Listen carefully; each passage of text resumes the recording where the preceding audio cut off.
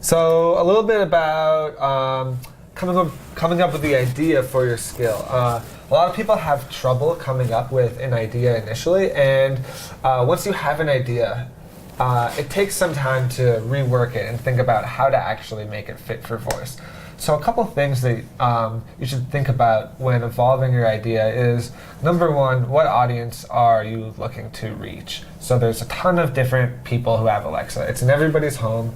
You're going to get kids using it. You're going to get all ranges of ages, all ranges of experience with technology. And this is really important because if you want to reach that whole audience, you have to really cater it to every single type of person and make that one experience be able to adapt to every single different skill level. So kind of think about your audience and think about how you can structure it. Is it going to be too hard? Is it going to be too easy? Can you make your skill adaptable? Next up, like Max was saying, I think it's really important to kind of push those boundaries a bit.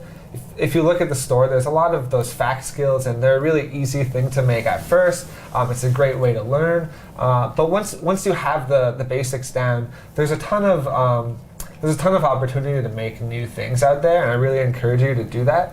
It's still pretty early. There's I think tens of thousands of skills in the store, maybe 50,000 now, more than that, and still, I think we've really only scratched the surface of the possibilities that are actually created. So there's a lot out there, and try something new, see if it works, see if it catches on. And lastly, think about why your skill makes sense on voice at all.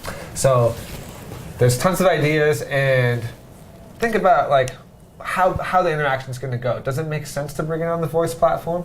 For Escape the Room, we thought this was a really good fit because, like we said, it's that communal kind of experience where you can be in the living room with your family. You can all solve the puzzles together, and you're all using it. It's all in your head, so you have that bonding experience where you're all imagining something slightly different. So you can all have your own little input into how you solve the puzzles, and when you solve it together, you all hear it at once. It's something that you haven't really seen done on a console before, because it might be a little too simplistic for a console, but it works really well for voice, and it's kind of like a mix between reading a book but really having a really big say in how that evolves.